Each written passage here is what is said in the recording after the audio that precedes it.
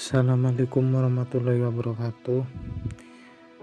Perkenalkan, nama saya Ibnu Akil Aziz, NIM 20200208096 dari Prodi Manajemen Malam. Saya akan mempresentasikan UTS Teknik Peramalan dengan dosen pengampuh Titi Haryanti SEM SI dari Universitas Nahdlatul Ulama Purwokerto.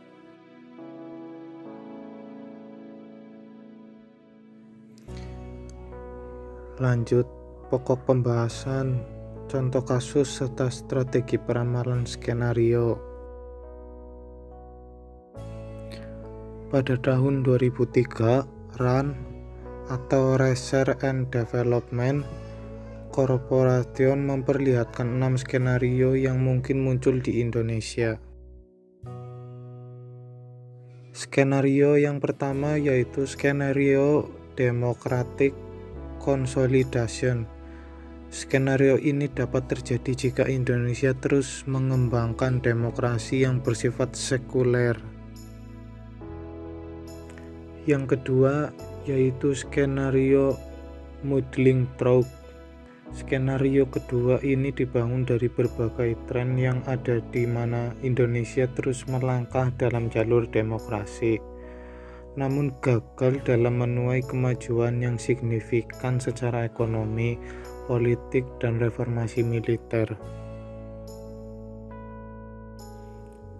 Yang ketiga, skenario Return to Authoritarian Rule. Skenario ini muncul jika skenario Muddling Trough memburuk di mana secara ekonomi, politik, dan sosial tidak terjadi kemajuan yang signifikan di Indonesia sehingga kekuatan lama yang otoriter dapat masuk lagi.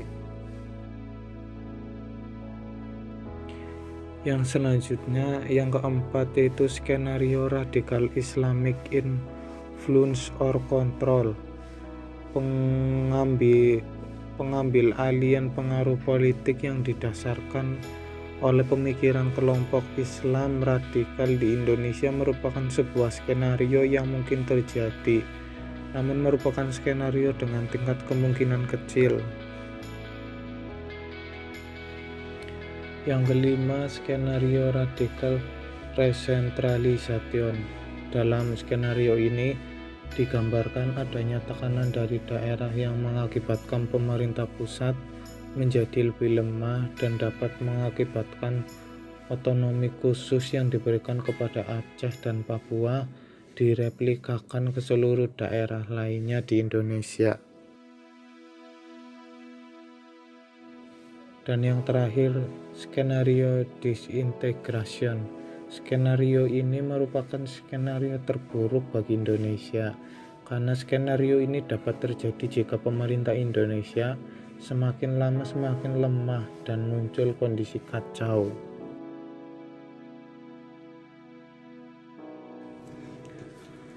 Selanjutnya terdapat 5 strategi kompetensi dasar dalam bersaing dalam strategi keunggulan kompetitif untuk bisnis yang sukses.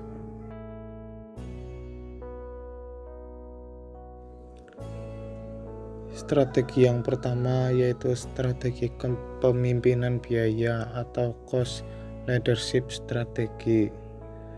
Menjadi produsen rendah biaya dalam menghasilkan barang dan jasa atau membantu menurunkan biaya bagi pemasok dan pelanggan sehingga pesaing memiliki biaya produksi yang lebih tinggi.